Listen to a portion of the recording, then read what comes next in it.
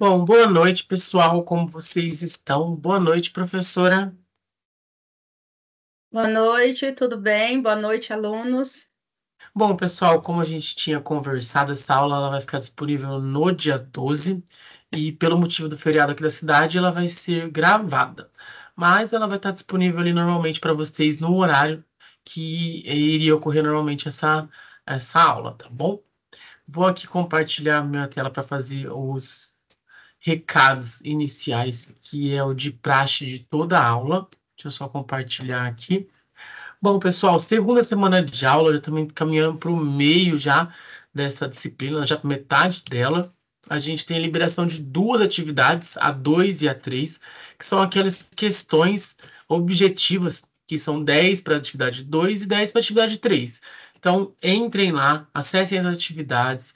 Se tiver alguma coisa acontecendo ali de erro, mandem lá no Fale com o Mediador, não deixem para a última hora. Além disso, as atividades MAP e atividades Sudum já estão liberadas e os vídeos que a professora gravou para auxiliá-los na execução dessas atividades. Lembrando que a atividade mapa deve ser realizada no formulário padrão dessa atividade, beleza? Acredito que seja esses os recadinhos dessa segunda semana, são bem pouquinhos. Professora, pode subir seus slides, fazendo favor? Vamos lá.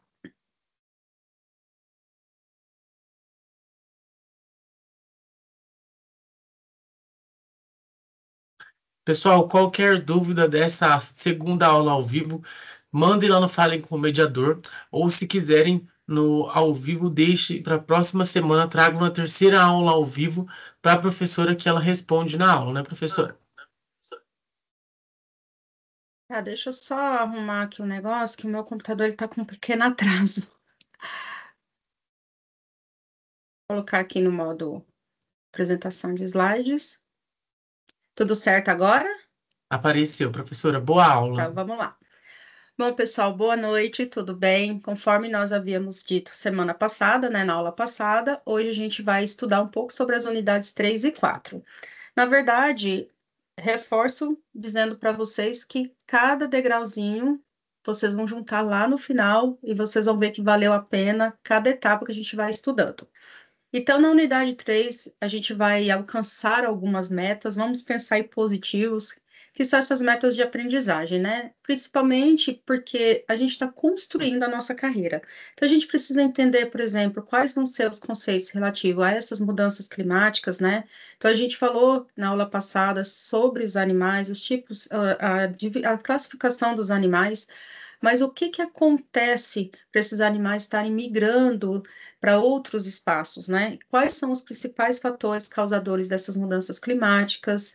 Explicar como que a influência humana ela influencia literalmente nesses processos e compreender as consequências na vida dos animais selvagens e silvestres.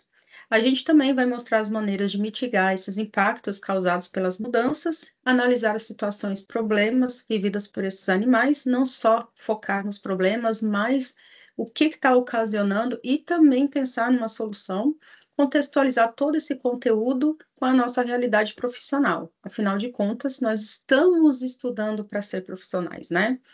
E no capítulo 4, expor a importância da reabilitação para a conservação, apresentar quais são os processos de reabilitação desses animais, o que ocorre, o que eu consigo fazer, a importância dessa reabilitação. Vamos falar também sobre o processo de soltura, mostrar a contribuição do técnico em bem-estar nesse processo, identificar as causas de injúrias que acometem aos animais silvestres, analisando as melhores áreas de solturas e promovendo a educação ambiental na nossa comunidade. A gente sempre força, não vamos deixar guardado só para a gente aquilo que a gente aprende, né? A gente tem que expor, a gente tem que expandir todas essas informações.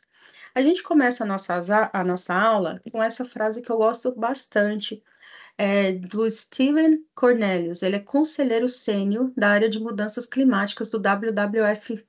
Essa sigla, gente, é super importante para a gente. Depois vocês digitam lá no seu navegador WWF. Ela atinge vários países e é praticamente um fundo mundial para a natureza. Então, vários países adotam e é onde você pode contribuir para, por exemplo, para a preservação da floresta amazônica. E ele fala que para sobreviver plantas, animais e pássaros que enfrentam as mudanças climáticas têm duas opções: migrar para outros locais ou se adaptar. Então, isso a gente vai levar aí no nosso curso, porque migrando, quais são as consequências? Vai ser favorável para esse animal ou não? E adaptando, o que é necessário adaptar? Então, o mundo, hoje em dia, está doente. E nós, humanos, estamos adoecendo esse mundo, né? De várias formas. E, às vezes, até de forma intencional. A gente não está percebendo o quanto o mundo está mudando e quais as consequências que isso está causando para nós, né? Vários fatores contribuem para essas mudanças climáticas, para que esses animais consigam migrar, para que esses animais consigam sobreviver. E quais são elas, né? Queimadas, muitas vezes provocadas de forma intencional, o desmatamento, que é de forma intencional. Então, eu preciso construir móveis, eu preciso da madeira, mas eu estou tirando aquilo que eu não estou repondo. Pensar, amanhã ou depois eu não tenho mais onde tirar. Se eu não estou contribuindo para isso não acabar, eu só estou contribuindo para isso acabar. Além disso, o aquecimento global que influencia nas geleiras, né? A gente pode, por exemplo, desmatar um ambiente e ir lá plantar uma planta, não é uma árvore, reflorestar um ambiente, mas eu não posso ir lá criar uma geleira, a não ser que o ser humano crie uma máquina que vai construir uma geleira que vai ajudar lá no Polo Norte, enfim, né? Então, existem consequências que nós estamos causando e que são irreversíveis, muitas vezes, né? E também fenômenos naturais, como, por exemplo, as grandes chuvas, né? Chuvas torrenciais, as inundações, infelizmente, a seca. Enquanto um lugar está muita chuva, o outro tem muita seca. Então, como que esse animal vai sobreviver num ambiente desse? Ah, mas só vai sobreviver justamente aquele que está adaptado a esse ambiente, né? E, claro, também as grandes nevascas, as grandes nevadas, né, que acontece aí em todo o mundo e que muitas vezes, né, um animal migra para esse ambiente, mas ele não está adaptado a um ambiente de baixa temperatura.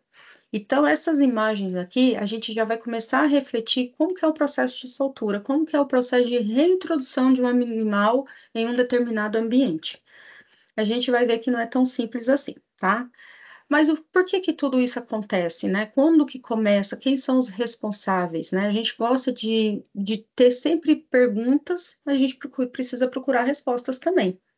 Essas mudanças climáticas, elas indicam as alterações que ocorrem nos padrões de temperatura e clima no nosso planeta. Só que isso, gente, é previsto acontecer, né? Era para ocorrer de forma natural com o passar dos tempos, de séculos, e de forma gradual.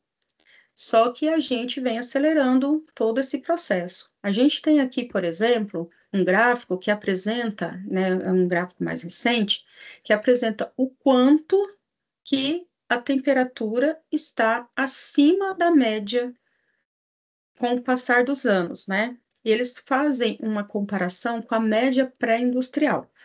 É uma temperatura média da superfície global, que eles chamam de GMST, que eles comparam com o de hoje, né, o atual, com essa temperatura, que ocorreu antes da Revolução Industrial.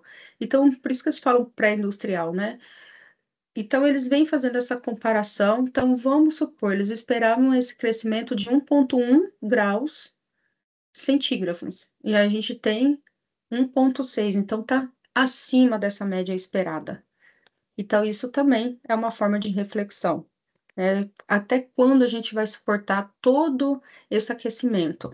E desde, então, a partir do século XIX, que isso vem acelerando esse processo, né? Devido à queima de combustíveis fósseis, principalmente, que é o sal do carvão, o petróleo, o gás.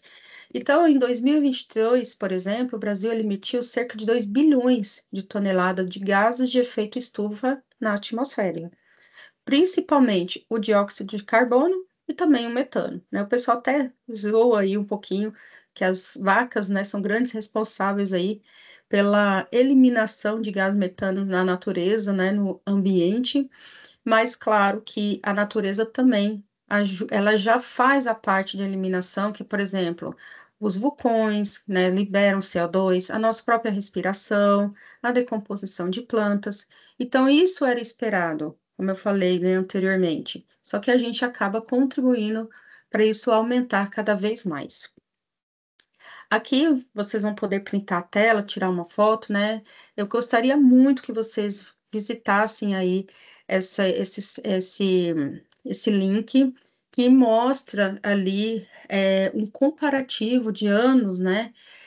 O quanto que quais são os países que mais emitem gases na atmosfera, né, que mais contribui aí para a contaminação do nosso ambiente. E China, claro, que é o país que mais emite gases de efeito estufa do mundo. Então, ele sempre está ali em primeiro lugar. O Brasil, ele fica oscilando, né? Hora está em quinto, hora está em décimo.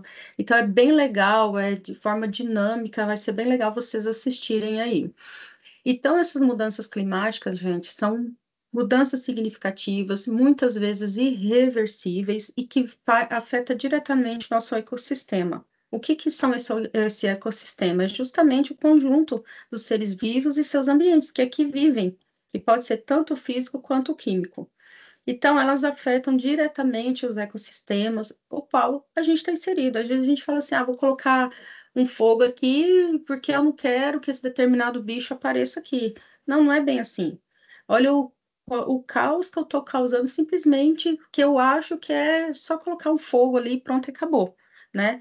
Então, a gente tem que barrar, a gente tem que parar de acreditar que o ecossistema não é importante para a nossa vida. E às vezes a gente esquece disso, né? A gente às vezes acha que vai prejudicar só um animal, né? A gente vai prejudicar todos os seres vivos que ali vivem.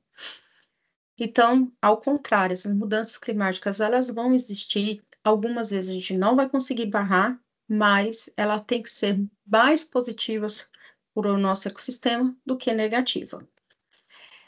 Então, vamos pensar num ciclo, né? Coloquei fogo ali, botei uma queimada de não sei quantos hectares de terra. Então, isso vai fazer o quê? Vai ter um aquecimento. Então, isso vai elevar a temperatura, que com essa elevação de temperatura vai derreter as geleiras. Esse derretimento vai provocar um aumento no nível do mar, que vai aumentar a precipitação e causar ali, por exemplo, uma chuva intensa, no caso, inundações. E essas inundações, gente, vai afetar a agricultura, vai afetar as florestas, vai prejudicar os animais silvestres, selvagens e até o próprio homem. Então, imagina essa cena, vai devastando tudo. Então, eu provoquei a queimada lá atrás e afetou eu aqui na frente. E para me comer, eu não vou ter que plantar? Então, eu estou destruindo o meu próprio meio ambiente. Estou destruindo a minha própria casa, né?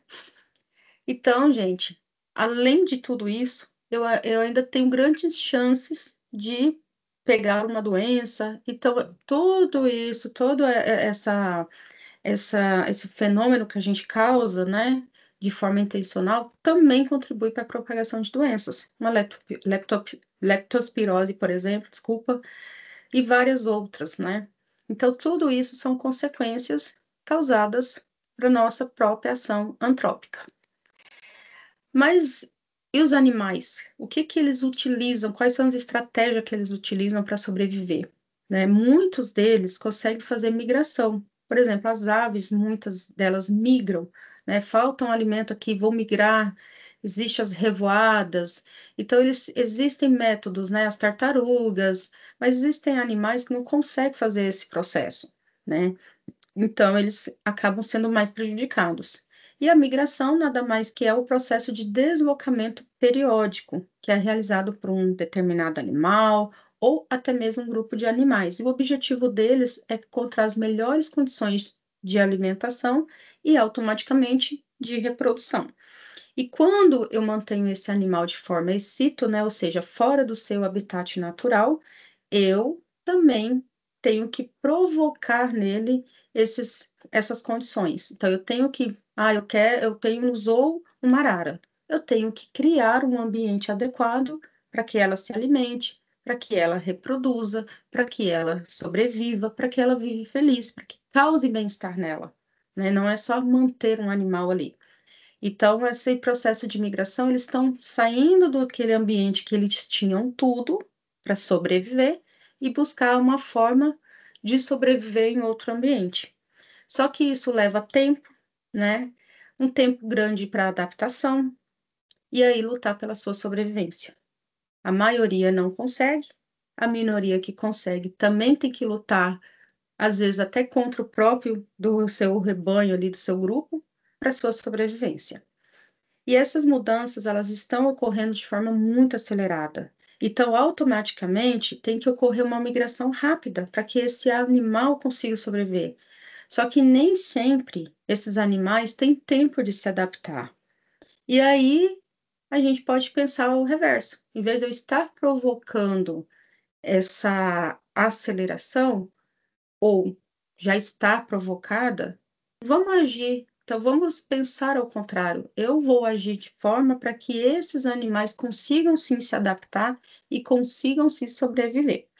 Então, hoje em dia, né, a ação antrópica está sendo super importante, por exemplo, para criar corredores ecológicos. Isso aí, quando lançou, foi assim, algo tão falado, tão criticado, né? Porque, como eu já falei e repito, muitos pensam, mas para que que eu vou investir em animal? Para que que eu vou liberar não sei quantos milhões para criar um corredor ecológico, né? Então, esses corredores ecológicos, eles são construídos justamente para contribuir para esses animais se deslocarem, para dispersar sementes, para aumentar a cobertura vegetal daquele determinado espaço, né? E elas visam justamente mitigar a fragmentação desses ecossistemas, né? Ou seja, suavizar a fragmentação, diminuir esses ecossistemas. Então, a gente tem, por exemplo, uma floresta uma floresta amazônica de um lado, a floresta amazônica do outro, mas no meio construindo uma rodovia. É importante a rodovia? Super, né? Caminhões, levar alimento, não é criticar isso, mas é buscar soluções para aquele animal que esteja aqui, não atravesse aquela rodovia, corre o risco de ser atropelado, né? Para poder migrar para outro lugar, porque às vezes nesse ambiente aqui ele não está encontrando condições adequadas, então ele vai migrar. Então, eles pensaram nesses corredores justamente para eles conseguirem migrar, né, ir e vir sem correr esse risco. E o atropelamento é uma das maiores causas de morte desses animais, principalmente silvestres e selvagens. E em 2000, eles então criaram essa lei, que é super importante, gente, mantenham essas anotações aí, ó, usem post-its, tá? Colocam essas leis aí, porque vira e mexe, é importante vocês estarem consultando elas, e que fala justamente sobre os corredores ecológicos lá no artigo 2º do capítulo 19, tá? E no Brasil existe um projeto, né, que é conhecido como Corredores Ecológicos Brasileiros, e que também eu estou deixando aí o link para vocês acessarem, e que vai falar dos principais corredores ecológicos. Existem aqueles que foram construídos de forma antrópica, e existem aqueles que eles separaram, né, que eles conseguiram construir de forma mais natural, né, de preservação ali. E isso engloba a sociedade, e a sociedade ela tem que entender quais são os deveres dela. Então, se foi construído aquele corredor para determinada espécie, para migração, para sobrevivência, eu tenho o meu dever de preservar, não ir lá tacar fogo, não ir lá cortar, desmatar, né? E engloba também a Política Nacional de Meio Ambiente. Então, todos esses fatores são importantes para justamente contribuir nessa conservação da espécie. Esse daqui, por exemplo, é um corredor ecológico mais natural, lá do Piauí, que é o que chama Capivara Confusões, né? É um nome um pouco complicado, mas eles justamente criaram, mas que ó, aí tem um animal que já está ali, que já está inserido ali, ele não precisa, às vezes, nem migrar para outro espaço. Ele consegue sobreviver ali. E por incrível que pareça, tinha um fazendeiro super interessado em destruir esses corredores para poder plantar soja, né? E claro que foi negado. Esse outro aqui no Paraná, é o de Santa Maria, que é localizado aqui no oeste do Paraná, que é criado em 2001. Então, olha que interessante. Pode ir lá, continua plantando a sua soja, a gente precisa comer, né? O agro aí está em alta, mas a gente também precisa pensar na preservação e conservação dessas espécies. E esse que foi construído de forma intencional, olha para você ver a ação antrópica agindo de forma contrária, né? Foi construído acima de uma rodovia, super importante, e que, então, os animais que estão inseridos no espaço, eles conseguem migrar para outro espaço sem precisar atravessar a rua. Ah, vai ter uns que vão escapar, vão ter uns que vão escapar, né, gente? Infelizmente. Até eles entenderem o que que é isso, que é importante, né? É, ainda vai ocorrer muitos acidentes. Mas olha o quanto que isso vai contribuir para diminuir esses atropelamentos, né? E aí, quando eu consigo fazer algo positivo, ok, consegui alcançar o meu objetivo, que foi fazer essa migração de animais. E quando eu não consigo, né? E quando esse animal que eu falei, o que não sabe, está um pouco perdido, atravessa a rodovia, é atropelado, por exemplo. Aí eu vou recolher esse animal, possivelmente vai para algum CETAS, um CETRAS, um CAFES, né? Ou até um próprio hospital veterinário. E o que que eu faço com ele, né? Então, existe o processo que a gente chama de reintrodução ou refaunação, que é super importante vocês entenderem esse processo, que é a tentativa de estabelecer uma espécie em uma área que era parte da sua distribuição geográfica histórica original, do qual ela foi extirpada ou extinta por razões naturais ou antrópicas. Então, pode ser que ocorreu realmente falta de alimento naquele determinado ambiente, aquela espécie não conseguiu encontrar, morreu ali no local, né? Só que lá, não sei quantas, eu encontrei uma atropelada, levei, cuidei, e aí eu consigo estabelecer, por isso que é uma tentativa. Nem sempre eu vou conseguir, e nem sempre a própria espécie vai conseguir restabelecer naquele lugar. Então, todos esses projetos, gente, de reintrodução, elas são executadas fiscalizado pelo IBAMA, que é o Instituto Brasileiro do Meio Ambiente e dos Recursos Naturais Renováveis, e tem uma instrução normativa em cima disso. Anotem aí, que é 6 de 25 de julho de 2019, e fala justamente sobre isso, né? A pergunta que a gente muito recebe nos homens é por que esses bichos não estão na natureza, né? Aqueles não conseguem mais sobreviver à natureza, infelizmente por ação antrópica, já que a maioria deles vem por maus tratos, por tráfico. Então, ou seja, o homem agiu de forma negativa e a gente está agindo de forma positiva. E a gente volta a falar do projeto Tamar, por exemplo, que contribui grandemente para a reintrodução de muitas espécies de tartarugas.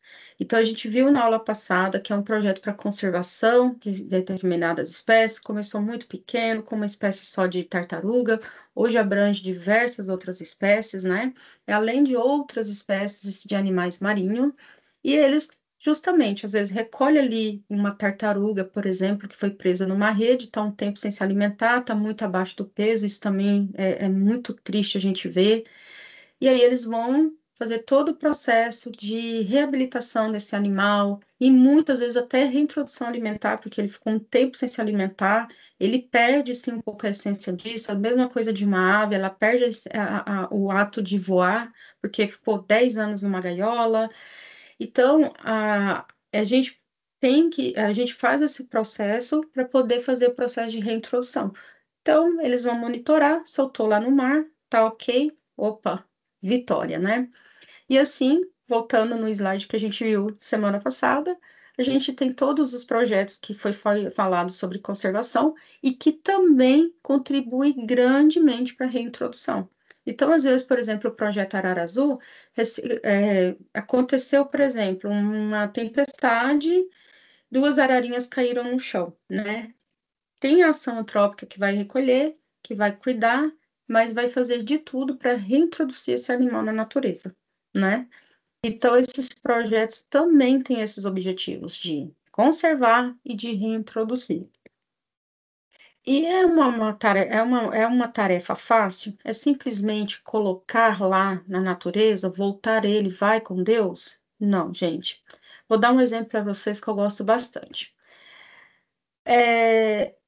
Vamos falar da Tieta. Esse é um tucano de bico preto. Ela foi encontrada sendo vendida em uma feira lá no Rio de Janeiro, possivelmente por maus tratos. Então, pode ser que vocês, quando for estar trabalhando num espaço, por exemplo, setas, recebam um animal advindo de maus tratos, tá? De uma apreensão.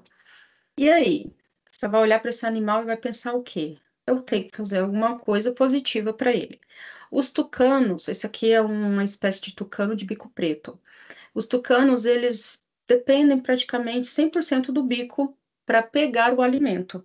Não são como as araras. Por exemplo, se fosse uma arara com o bico cortado, ela conseguiria pegar ali com um pazinho na pata e conseguiria levar à boca. O tucano, ele não faz processo. O tucano, ele pega a alimentação ali com a ponta do bico e joga para trás, ali, né, engolindo o alimento. Então, como que esse tucano ia alimentar? Acredito eu, né, por esse pouco de experiência que eu tenho, que ele tenha virado um pouquinho e conseguido pegar bem aqui com a pontinha que está quebrado com a ponta de baixo. Então, olha a dificuldade de se alimentar. Dependendo do pote que tem esse alimento, ele já não consegue fazer isso. Então, tudo isso a gente tem que pensar. Então, se eu recebo esse animal, eu tenho que pensar no bem-estar dele. E qual que é o bem-estar nesse caso? Fazer um protótipo, né? Então, vou pensando aí, para que esse animal ele consiga se alimentar. Então, ele foi levado, ele foi apreendido, né, nessa feira, levado num hospital veterinário. E olha que legal, gente, eles estudaram a possibilidade de criar um bico numa impressora 3D para essa, a dona Tieta, né? E olha que bonitinho. Foi o que eles conseguiram fazer no momento. Ela se alimentando aí de uma larva de tenebros, né? Pelo jeito ali.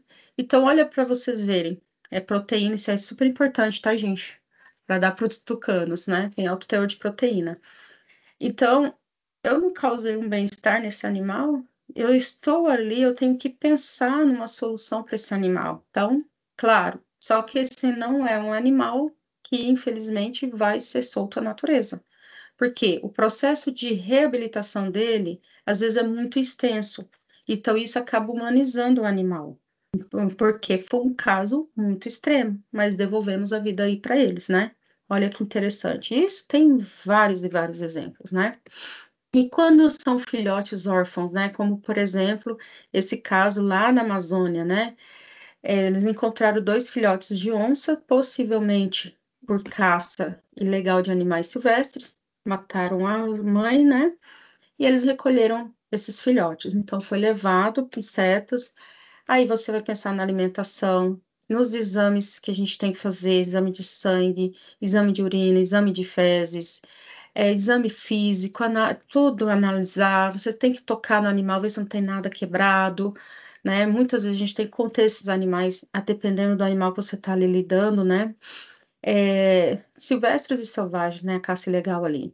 E aí eles constataram que esses filhotinhos aqui tinham raquitismo, que é a deficiência por falta de cálcio, o que prejudica o seu crescimento. Então, possivelmente, eles tenham passado um grande período sem se alimentar.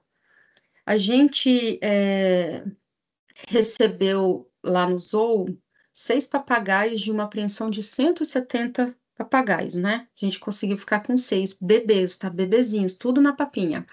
E hoje, claro, eles já têm 2 aninhos, e tem a Nina, que é um papagaio, e a gente percebe que ela foi a que menos cresceu. Ela é bem mirradinha, né? Como a gente fala. Ela é bem, por que a gente chama ela de Nina, né? Os outros desenvolveram bem, é um papagaio verdadeiro, né? O louro, então eles têm todo o tamanho adequado. ela não tem nenhuma doença, mas ela é miudinha. Então, o que que a gente pensa? Que durante ali o tráfico, ela tenha ficado por baixo, ela tenha se alimentado menos, ela precisou de vitamina, né, a mais do que os demais. Então, as consequências que caça, que tráfico causa nesses animais. E como eu disse, a gente tem que pensar no bem-estar. Então, esses animais aqui têm grandes chances de voltar à natureza, né? Claro, principalmente que são animais bem selvagens, né? Mas aí depende também do que eles têm, do que todo o tratamento deles ali, né? Então, quem quiser ir para a área de selvagens aí é uma grande oportunidade, né? Vai ter vários cenários tristes, mas a gente tem que erguer a cabeça, vestir a camisa, falar, não, já que já aconteceu, agora eu tenho que pensar no amanhã, tenho que pensar no bem-estar dele, né? E existe também a definição aí que a gente precisa entender o que que são animais deslocados, né? Quando se trata de animais que são forçados a abandonar os seus habitats naturais, por exemplo, de uma nova área para sobreviver, a gente chama de animais deslocados. Muitas vezes por desmatamento, então, correu o desmatamento ali, eu não tenho onde fazer meu ninho, eu não tenho onde reproduzir, eu vou ter que sair, né, em busca de uma área de sobrevivência. Por queimadas, por mudanças climáticas diversas, né? E principalmente por tráfico ilegal de animais silvestres. Então, existem animais que eles já têm dentro deles esse processo de migração, mas muitos não. Vocês podem ver nessas cenas onde aparecem as queimadas ali da Amazônia, que tem animal que fica desesperado, ele não sabe para onde ir, porque ele nunca precisou passar por aquilo, né? E muitos deles já têm esse instinto de sair, que é a migração, mas quando ele é forçado por algum motivo, né? Aí a gente chama de animais deslocados. Mas ok, gente, eu tenho ali um animal, por exemplo, que vai ser precisar, que é preciso resgatá-lo, que é preciso capturá-lo, por exemplo. Existem equipamentos, existem profissionais adequados para essa finalidade. Então, não é simplesmente, olha, encontrei um tucano caído no chão, vou pegar, né? Eu corro grande risco de ser, sim, gente, o tucano, ele bica, tá? E bica bem forte, e ele tem um processo de segurar e fazer esse movimento aqui, às vezes podendo até cortar ali o dedo ou o braço, o bico dele é serrilhado, então às vezes quando ele pega e puxa, parece que foi queimado, assim, sabe? E eles são bem territorialistas, então eles vão se defender, ou que seja um outro tipo de animal. Então eu tenho que ter esse profissionalismo, tanto para minha segurança, quanto para a segurança daquele animal. O tucano, por exemplo, ele tem que ter a forma adequada de você segurar ele, porque como o bico é muito leve, às vezes o peso do corpo leva o bico para frente e ele quebra o bico. Então você tem que segurar o bico, colocar ele, então tem tudo uma forma correta. Então, quando a gente fala profissional capacitado, nem sempre precisa ser um biólogo ou um médico veterinário, mas eu tenho que estar capacitado. Então, para que vocês que estão inseridos no curso, sempre procurar se profissionalizar em relação a isso, tá? E tudo isso, você tem que pensar no tipo de animal que vai ser resgatado ou deslocado, né? Qual a espécie, o tamanho, o equipamento, qual que é a capacidade que essa equipe técnica tem, né? E, como eu já falei, profissionais capacitados. E com auxílio de ferramentas adequadas, essa captura vai ser de grande sucesso. Então, a espécie, o tipo de espécie vai depender do tipo de ferramenta que você vai capturar. Então, a gente tem aqui alguns exemplos, como, por exemplo, o pulsar, ou como muitos conhecem, passaguá, que é uma rede de captura, e ela é indicada para aves, pequenos mamíferos ou pequenos roedores, para alguns répteis, né? Não para um jacaré da vida, mas para um filhotinho, ou dependendo do tamanho ali desse réptil. É, a gente tem essa em forma de rede, né, que também tá para ser usada em animais, às vezes aquáticos, né, como alguns peixes, né? E pequenas tartarugas também, ou pequenos jabutis, enfim. Então, ela pode ser, assim, redes, né? Então, depende também ali da espessura dessa rede, porque senão o animal ele pode enroscar ali a asa, por segurança, lá no zoo, a gente prefere usar o passaguá, que é de tecido preto, principalmente, porque elas ficam mais tranquilas em ambiente mais escuro. E essas aqui a gente, no caso, prefere não usar, mas em algumas situações ela é indicada para aves, tá? Aí nós temos as armadilhas, que são usadas para capturar animais de médio a grande porte, como por exemplo uma onça, não tem como você pegar com passaguá, né? Não tem como. Então ela pode te atacar, ela pode rasgar e aí você não consegue segurar. E normalmente eles usam iscas vivas para capturar esse tipo de animais. E aí o que eu falo, gente, na ação de um bem-estar, às vezes a gente tem que fazer alguns sacrifícios, tá? Vamos se acostumando com isso. Os ganchos, eles são indicados para o manejo das serpentes, tanto peçonhentas como não peçonhentas. As pessoas têm muita mania de achar que o animal, quanto mais selvagem, mais silvestre, mais legal é pegar com a mão. Então, muitos seguram aqui pelo pescoço, né, achando que está seguro, mas essa cobra, ela pode vir enrolar no teu braço e aí você não conseguir tirar ela. E existem vários tamanhos que são indicados para determinado animal. Por exemplo, uma cobra do milho, que é pequena, você vai usar um gancho pequeno, porque grande ela vai escorregar. Agora, para uma jiboia, igual a gente tem a Piton, né? A gente já usa um grande e também com cabo extenso, que eu consigo. Mas apesar de que a gente já tem tanto costume que, no caso, né, é diferente. Mas eu vou capturar um animal silvestre lá no meio da natureza. Então, eu tenho que ter toda essa segurança, né? Aí, por exemplo, ele está capturando uma jiboia. E tem uma forma correta de você pegar para ela poder não escapar. E aí, para poder capturar animais, por exemplo, insetos, artrópodes, anfíbios, alguns répteis e pequenos mamíferos, existe outra ferramenta importante que é uma armadilha de queda chamada de pitfall. Quando eu fiz a graduação, uma amiga minha usou para estudar, por exemplo, caranguejo, aquelas caranguejeiras que lá em Minas tem a rodo. Eles queriam estudar quais são os tipos, se é fêmea, macho, né? Foi muito legal o trabalho dela e ela usou bastante, tá? Ela colocou lá numa determinada área, né? Tem que tomar cuidado para a gente também não cair na própria armadilha, né? E também é usado muito para besouros, assim, quem quer estudar sobre determinadas espécies de besouros é muito importante, né? E aí, claro, quando você vai coletar, existem vários animais caídos ali, e aí você pode, inclusive, estudar o ecossistema de um determinado animal, aquele ecossistema, quais são os animais que mais habitam ali. Alguns usam para cobra também, tá? Mas aí seria para captura, é, o pitfall, né? Mas para conduzir a cobra e colocar ela num outro espaço, aí você tem que usar o gancho. E claro, gente, sempre com EPIs, né? Luvas são super importantes para a contenção física desses animais resgatados. Você está lidando com um animal que acabou de ser preso, então ele vai reivindicar. As caixas de transporte também é super utilizada para o deslocamento do animal. Então, eu capturei a serpente, coloquei numa caixa de transporte segura, tem que ser um tamanho adequado, né? Mas às vezes eu saí, por exemplo, para capturar um determinado animal, mas eu encontrei uma jiboia machucada, né? Tudo bem, mas você tem que entender que tem que ser adequado ali para aquele animal. E então, gente, qual que é a importância, né? Então, teve um desmatamento, eu tive que capturar aquele animal, agora eu levei ali para o centro de triagem, que é o CETAS, né? De animais silvestres.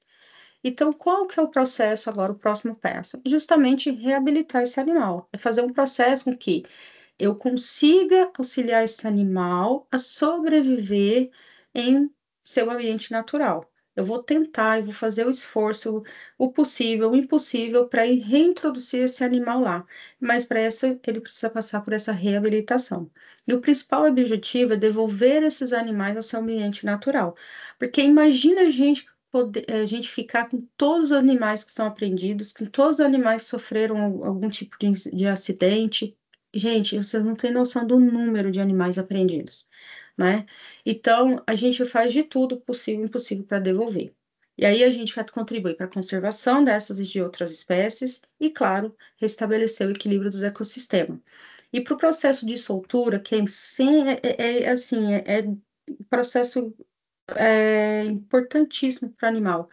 A gente precisa entender qual animal a gente está lidando, a ecologia, o seu comportamento, o tipo de nutrição, né, que esse animal ele precisa para sua sobrevivência. Essa equipe ela tem que ser capacitada, normalmente composta por profissionais de diversas áreas, como médicos veterinários, biólogos, técnicos em bem-estar animal, né? E tudo isso sob supervisão dos órgãos, os órgãos competentes, como o IBAMA. Aqui no Paraná tem o IAT, né, que é o Instituto Água e Terra, e normalmente acontece pelos CETAS, pelos CETRAS, pelo CAFES, que são os que recebem esses animais e que promovem essa reabilitação e depois essa soltura, né?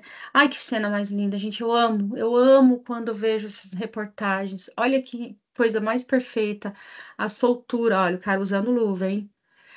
A soltura do papagaio de peito roxo, que é uma espécie ameaçada de extinção, né, com a Amazona vinácea. Olha que coisa mais fofa. Olha esse do outro lado aí, lá em Pernambuco, a soltura de animais. Esses aí são passeriformes, né? Mas eu tô vendo que tem uns periquitinhos ali no meio, que é periquito de encontro amarelo.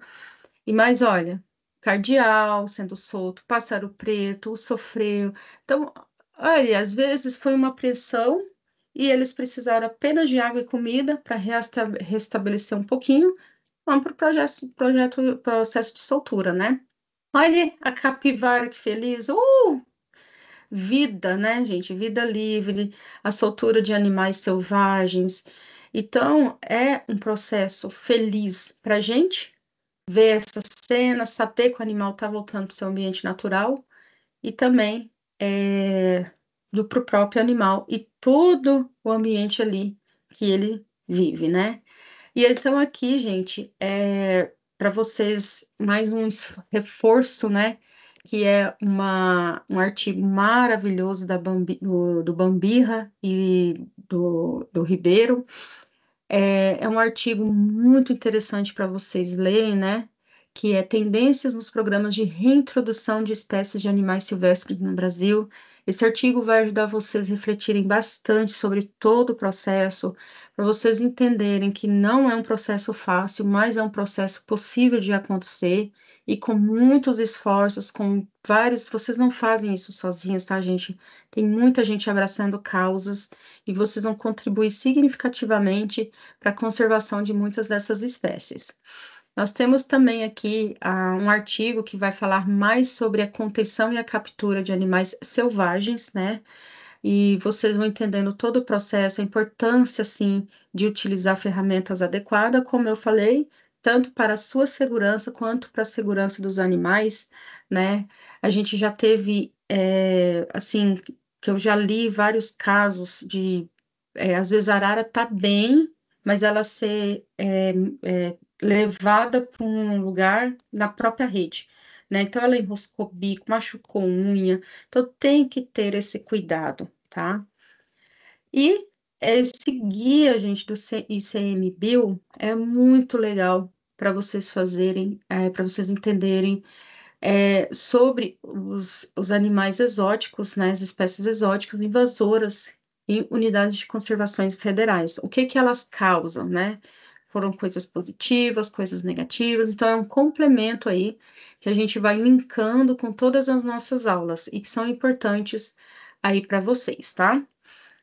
E para a próxima aula, que vai ocorrer no dia 19/5, a gente vai estudar sobre a unidade 5, e daí a gente vai entrar, eu acredito eu, que vocês estejam ansiosos, né? Como que é a vida desses animais que vivem em zoológico? Então, a gente vai trabalhar o bem-estar e ética desses animais, o que que a gente faz para conservar a vida desses animais que precisam dessa casa para viver, e também os designs de ambiente de cativeiro, as causas, a prevenção, os tratamentos. Não Professor, é eu acho só que sua câmera receber. desligou. Ah, mas que estranho. Mas o áudio está saindo. Tá, Tá, deixa eu ver aqui o que aconteceu. É, voltou agora, né? voltou.